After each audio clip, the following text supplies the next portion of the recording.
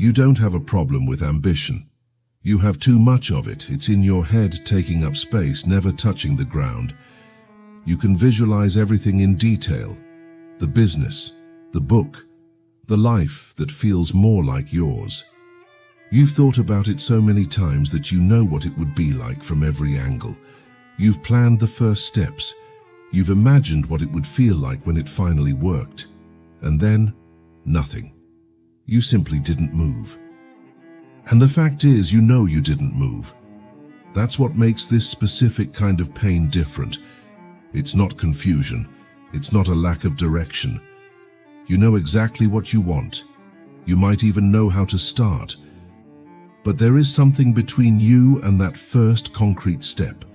Something that doesn't feel like fear, doesn't feel like laziness, doesn't feel like anything you can name clearly enough to fight. So you keep everything inside. You dream, you plan, you get close to the edge. You pull back. You start over from zero. And at some point in this cycle, the question becomes unbearable. Why does someone who wants this so much do so little about it? That's what this video is about. Not your habits, not your productivity system, but what's really behind it. The psychological mechanism that turns ambition into a kind of infinite theater, beautiful and completely dysfunctional.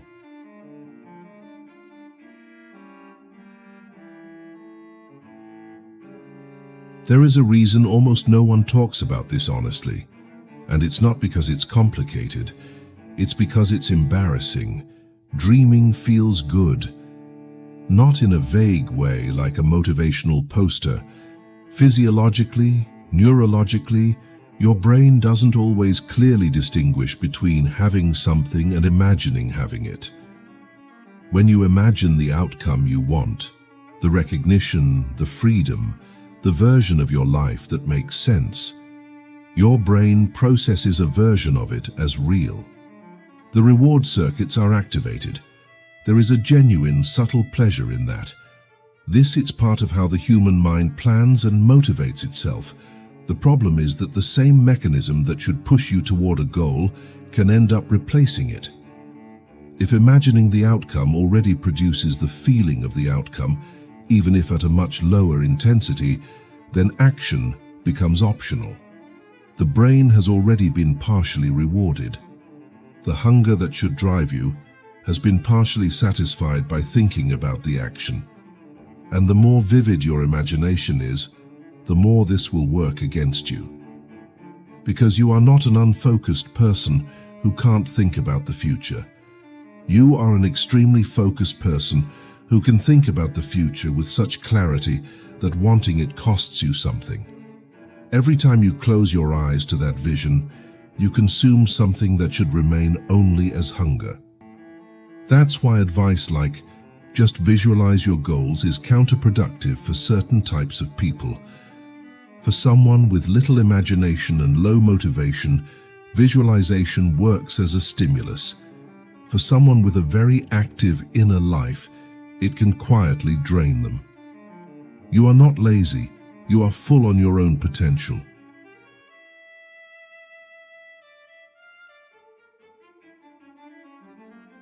Here is something more incisive. There is a difference between wanting an outcome and wanting to be the kind of person who can achieve it. And most people who dream big are not after the outcome. Not really, they are after the identity. Think about it honestly. When you imagine your goal, what is the feeling?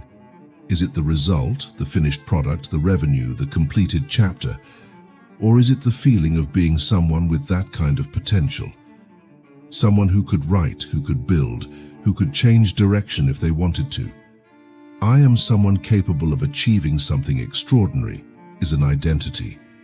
And identities feel real even when they are not backed by action. In fact, they feel safer when they are not tested. Because the moment you act, truly act, seriously, the identity becomes testable. It moves from the private category of potential to the public category of evidence. And the evidence can go either way. If you write the book, it might not be good. If you start the company, it might fail. If you fully commit, people might see something in you that does not match the image you have been projecting. Not acting protects the identity. As long as you don't try, you don't fail. As long as you don't show the work, no one can say it isn't what you imagined. The potential remains intact, precious, untested, permanent. This is a completely logical response to the real risks of action. But it is worth seeing it for what it is. You are protecting your self-image at the cost of a life. The image of who you could be is more valuable to you at this moment than the risk of finding out. If this is the kind of conversation you want to keep having, the kind that touches something real, subscribing means you won't miss the next episodes.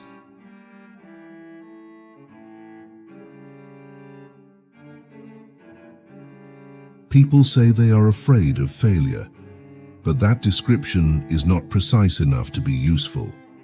In reality, you are afraid of definition. As long as you don't act, you remain undefined. All versions of you are still available. You could be the writer, the founder, the person who changed everything.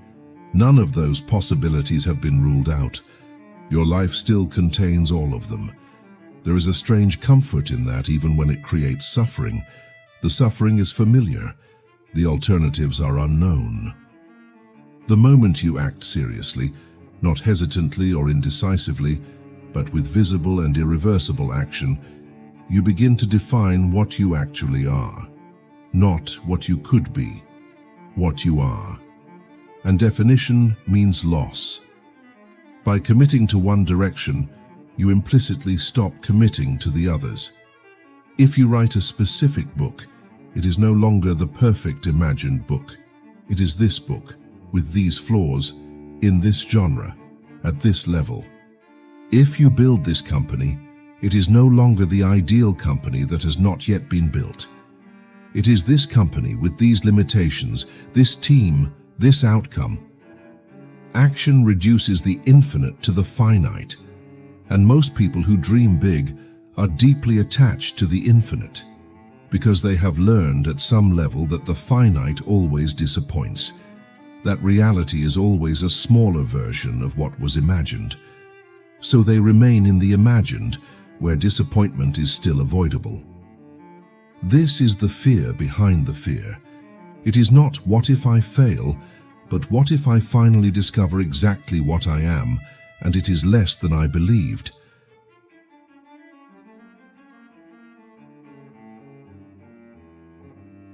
There is a form of non-action that receives very little criticism. In fact, it is often admired. It looks like thinking. You analyze the situation from multiple perspectives. You identify what needs to be in place before you begin. You consider the risks, research the field, talk to people who have already done it. You write everything down.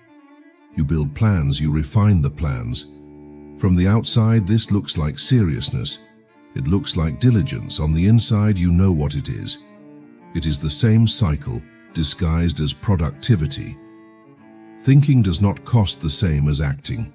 Thinking keeps all options open. Thinking puts nothing at risk. And because our culture treats deep thinking as a virtue, you can engage in unlimited avoidance without ever being accused of avoidance. The signal is a specific feeling, the sense that you will be ready to begin as soon as you fully understand the process, as soon as the picture is complete, as soon as uncertainty decreases enough for you to feel safe. But the picture is never complete. Uncertainty never reaches zero, and the threshold of enough understanding to begin silently rises to match the level of understanding you have just reached. There is always one more thing to read, one more question to answer, one more angle that has not been considered. Complexity is not the problem, it is the mechanism. The more complex you make the picture, the more time you have a legitimate reason to keep thinking instead of acting. Real depth does not feel like this. Real intellectual engagement pushes you to try, not away from it. When you truly understand something, you want to put your hands on it.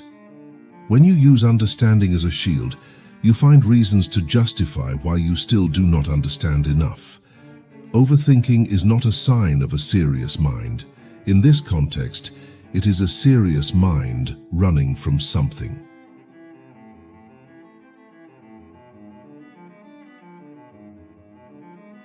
This is harder to accept. The frustration you feel about your own inaction, the self-criticism, the sense of falling behind, the restlessness, none of that is the opposite of avoidance. It is part of it. Frustration is a story. And stories, even painful ones, are familiar. You know this story. You have been in it long enough to know its rhythm, its emotional nuances, the particular quality of disappointment that emerges at each stage. That familiarity is a kind of comfort, even when it hurts. It is easier to accept that I am someone who wants to do something great, but keeps sabotaging myself, than to accept that I do not know who I would be if I stopped being someone with unrealized potential. Paradoxically, frustration preserves the narrative. If you are frustrated, it means you have not given up. It means you still care. It means the dream is still alive, just blocked. And that is better than the alternative, admitting that maybe you are not ready to want it in a way that truly costs something. There is a specific type of person who has felt frustrated with themselves for years, who has the same conversation with themselves every 6 months, who begins with full intention, progresses, stagnates, and then returns to the phase of frustration. And from the outside, it looks like they cannot get organized, but on the inside, they are deeply consistent. Frustration keeps the identity intact. It proves that the dream still matters. And as long as the dream still matters, the person has not had to fundamentally change. A real change would require abandoning the role of person with unrealized potential. And that role, as painful as it is, has become part of who they are.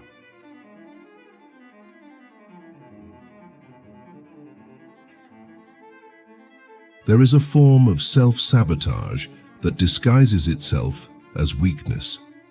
You forget to send the email. You let the deadline pass.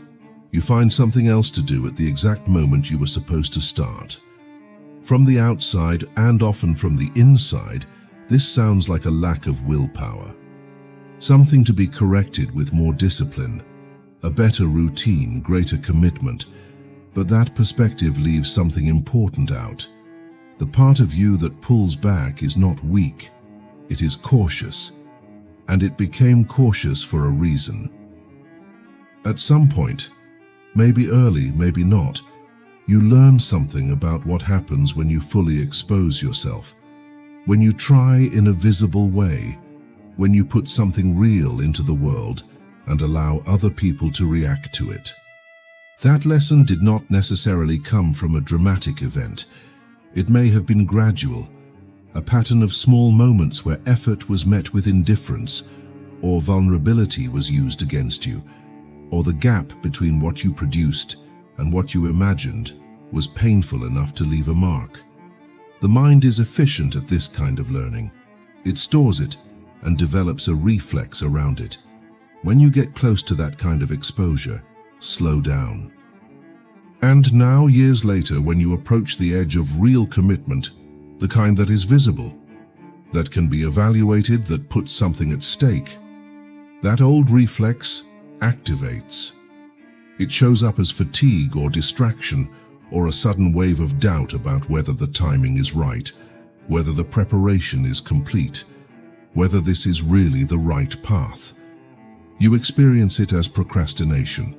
In reality, it is a very old form of self-protection based on outdated information. The protection made sense when it was created. The conditions that generated it were real. But the reflex does not update itself automatically. It does not know that you are older now, that the context has changed, that you have developed more capacity to absorb difficulty than you had back then. That is why attacking this pattern with willpower tends to fail. You are not fighting abstract resistance. You are fighting something inside you that genuinely believes it is protecting you. And things that believe they are protecting you do not respond well to being forced. What actually loosens their grip is something different, seeing them clearly, recognizing that the protection has a history, that this history made sense, and that now you are in a position to decide whether you still need it, instead of letting it decide for you.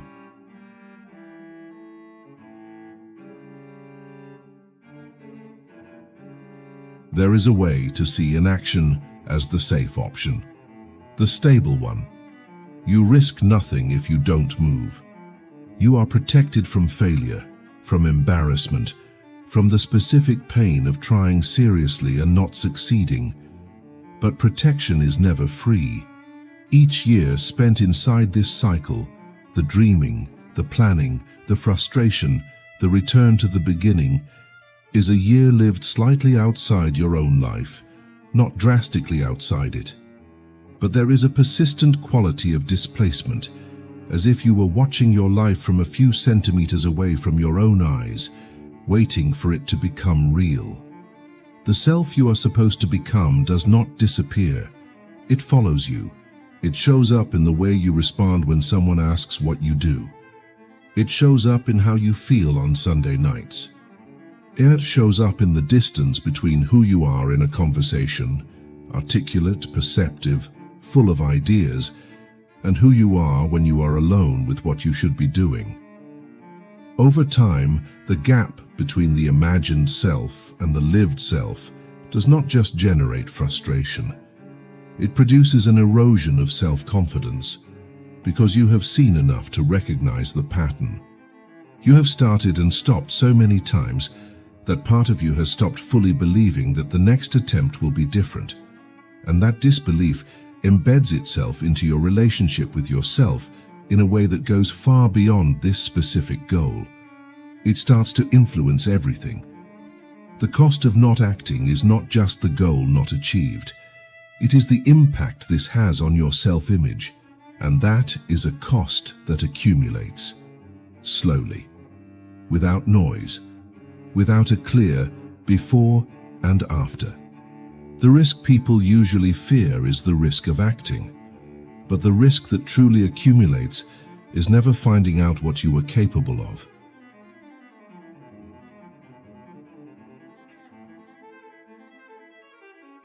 There is a phase in this pattern that people rarely talk about, because by the time it arrives, they are too exhausted to describe it well. It is the phase where dreaming stops being fuel. In the early stages of the cycle, the dream has energy. Imagining the outcome still produces something: enthusiasm, comfort, a sense of direction. Planning sessions feel generative. The vision board, the notes, the late-night research, everything has a quality of vitality. But the cycle goes on long enough and something shifts. The imagination becomes familiar. The vision that once illuminated something now simply sits there expressionless. You can still describe it. You can still recite the goal. You can still explain why it matters. But when you close your eyes, nothing happens anymore.